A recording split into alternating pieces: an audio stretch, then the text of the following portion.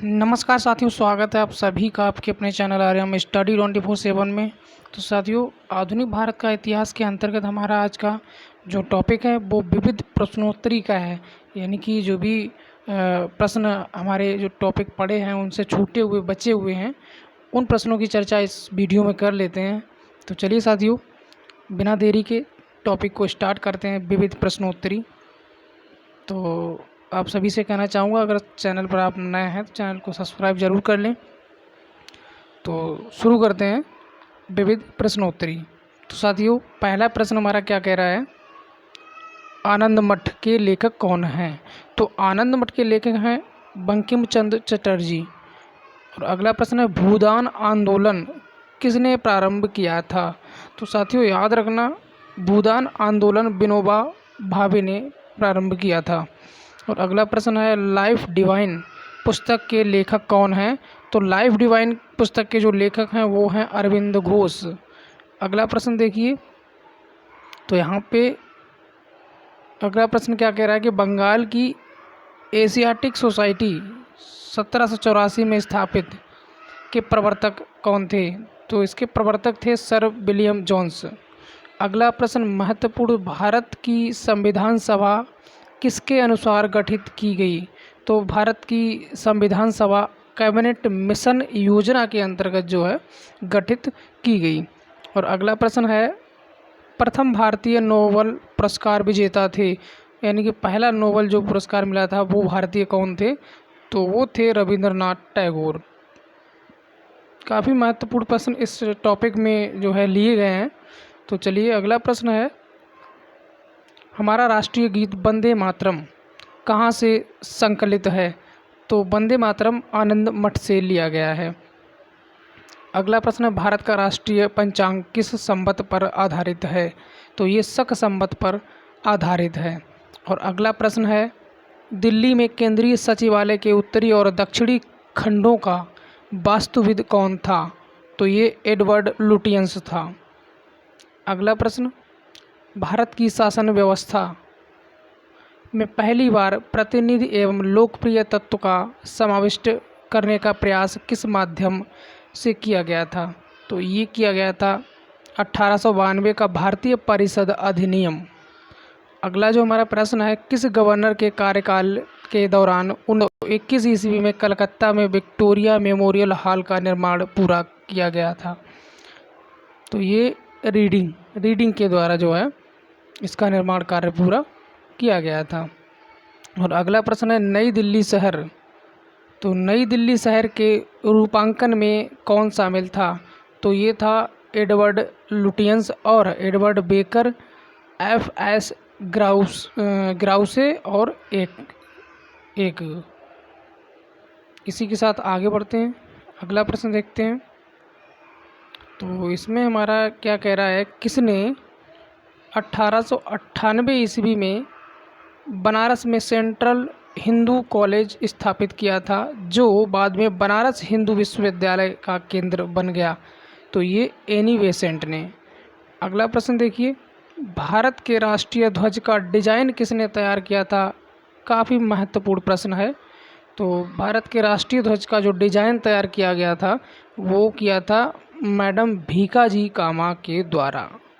और अगला महत्वपूर्ण प्रश्न इसमें है, देवदास उपन्यास के रचनाकार कौन हैं? तो देवदास उपन्यास के जो रचनाकार हैं वो हैं शरत चंद्र चट्टोपाध्याय। चित्रा उपन्यास किसके द्वारा लिखा गया है? तो रविंद्रनाथ टैगोर के द्वारा लिखा गया है। क्षुधित पाषाण, जिसे हैंगरी स्टोन्स कहा जाता है, कि रचयिता कौन है? तो साथियों याद रखना, इसके रचयिता हैं रविंद्रनाथ टैगोर। आगे बढ़ते हैं अगले प्रश्न की ओर। तो इसमें है, भारतीय दुर्भिक्ष संहिता 1883 का निर्माण किस आयोग द्वारा किया गया था? तो ये स्ट्रेची आयोग, इसके द्वारा क्या किया गया था, भारतीय दुर्भिक्ष संहिता का निर्माण। अगला प्रश्न देख लेते हैं, रविंद्रनाथ टैगोर की मृत्यु किस वर्ष हुई थी? तो साथियों ये हुई थी 1941 में। अगला ऑब्जेक्टिव प्रश्न, किसने कहा था, एक सेकेंड, हाँ, किसने कहा था आज़ादी हमारी पहुंच के अंतर्गत है, हमें इसे कसकर पकड़ना चाहिए?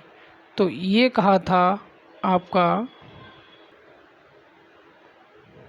तो इसका आंसर आपका हो जाएगा option number A, Mahatma Gandhi ने। आगे बढ़ते हैं अगले प्रश्न की ओर। तो इसमें है, किस पहले अध्यक्ष ने औपचारिक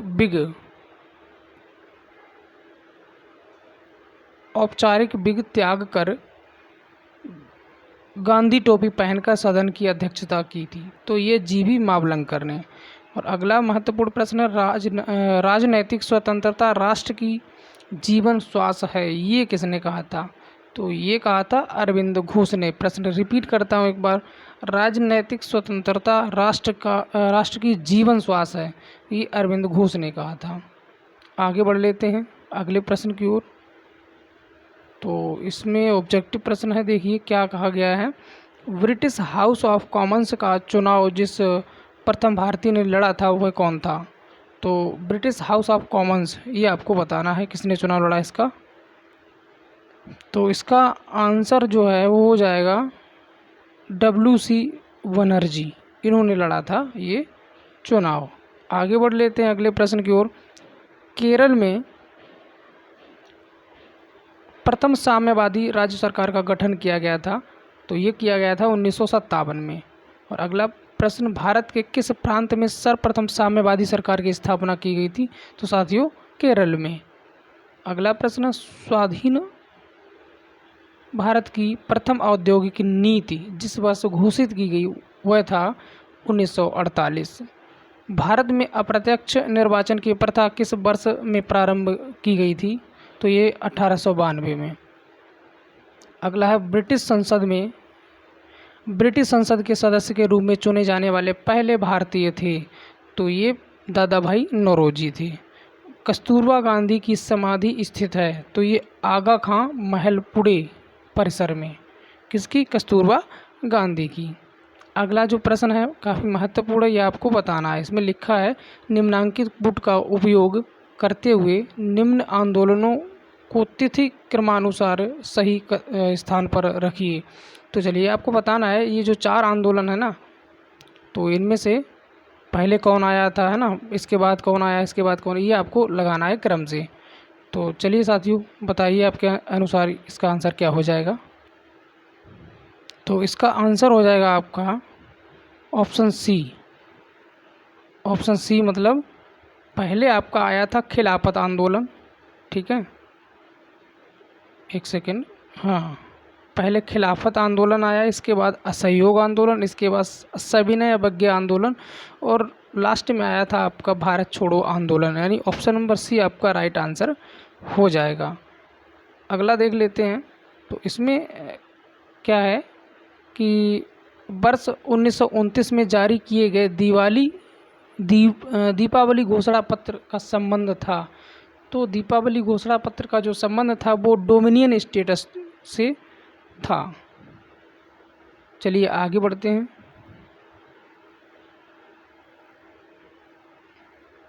अगले प्रश्न को देख लेते हैं। तो इसमें हमारा क्या कह रहा है कि देवबंद के उस विद्वान का नाम बताइए जिन्होंने स्वतंत्रता आंदोलन में महत्वपूर्ण भूमिका निभाई। तो ये थे अबुल कलाम आज़ाद। और अगला प्रश्न है, बंगाल दुर्भिक्ष का वर्ष जिसमें लाखों लोग दिवंगत हुए थे क्या था? तो ये 1943 में हुआ था। और अगला प्रश्न महत्वपूर्ण है, 15 अगस्त 1947 के बाद भारत का कौन सा भाग पुर्तगाल के अधीन बना रहा था? तो ये गोवा था। और अगला महत्वपूर्ण प्रश्न, प्रेम पचीसी के रचनाकार, तो प्रेम पचीसी के रचनाकार प्रेमचंद थे, यानी मुंशी प्रेमचंद। अगला जो है, विश्व इतिहास की झलक के रचयिता हैं? तो ये जवाहरलाल नेहरू।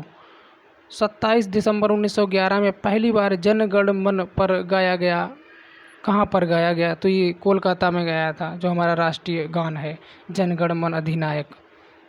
अगला प्रश्न है, भारत में पहला समाचार पत्र किसने शुरू किया था? तो ये किया था जेम्स हिक्की ने, पहला समाचार पत्र। अगला है द व्हील्स ऑफ हिस्ट्री नामक पुस्तक के लेखक कौन थे? तो इस पुस्तक के जो लेखक थे वो डॉक्टर राम मनोहर लोहिया थे। और अगला पोस्ट ऑफिस के लेखक कौन थे? तो रविंद्रनाथ टैगोर। अगला प्रश्न है किसे इस्पात का चौखटा की संज्ञा दी गई थी? तो भारतीय नागरिक सेवा ICS को जो है इस्पात का चौखटा की संज्ञा दी गई थी। ये प्रेमचंद की रचना है। भारत भारती किसकी रचना है? तो मैथिली शरण गुप्त की रचना है। अगला सैडलर आयोग किससे संबंधित था? तो सैडलर आयोग जो था वो शिक्षा से संबंधित था।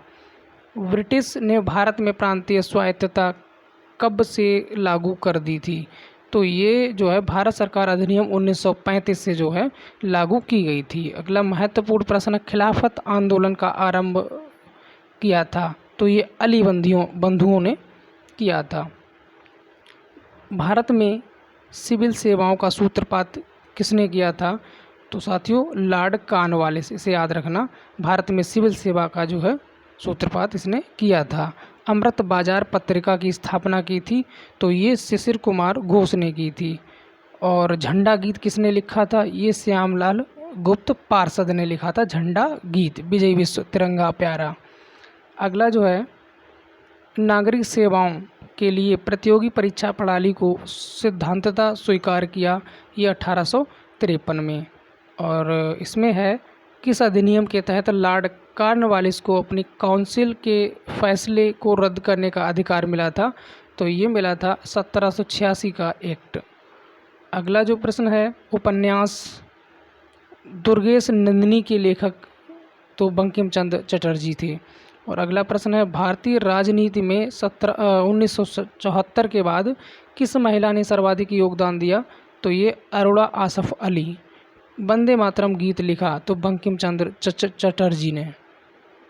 अगला प्रश्न देख लेते हैं, किस वर्ष उड़ीसा बिहार से पृथक हुआ था? तो 1936 में। 1878 का वर्नाक्यूलर प्रेस एक्ट किसने रद्द किया था? तो लॉर्ड रिपन ने किया था। अमेरिका में फ्री हिंदुस्तान अखबार किसने शुरू किया था? तो ये तारकनाथ दास ने किया था। इसके बाद अगला प्रश्न आता है, इंडियन अनरेस्ट का लेखक कौन था? तो ये वैलेंटाइन सिरोल था। स्वदेश वाहिनी के संपादक कौन थे? तो के रामकृष्ण पिल्लई। किस भाषा में द इंडियन ओपिनियन पत्र नहीं छापा जाता था? तो तमिल में नहीं ये छापा जाता था। अगला प्रश्न है, हंटर कमीशन की रिपोर्ट में किसके विकास पर विशेष जोर दिया था? तो ये प्राथमिक शिक्षा पर इस पर ज़्यादा जोर दिया गया था। तो साथियों इस वीडियो को यहीं पे समाप्त करते हैं। जो भी प्रश्न इसके बचे होंगे उसे पार्ट 2 में हम लोग कंप्लीट करेंगे। तो जो भी साथी चैनल पर नए हैं चैनल को सब्सक्राइब कर दें, और वीडियो अगर पसंद आए तो वीडियो को लाइक ज़रूर कर दें। तो चलिए मिलते हैं कल फिर अगले वीडियो में इसके बचे हुए प्रश्नों के साथ। तब तक के लिए दीजिए इजाज़त। नमस्कार, जय हिंद, जय भारत।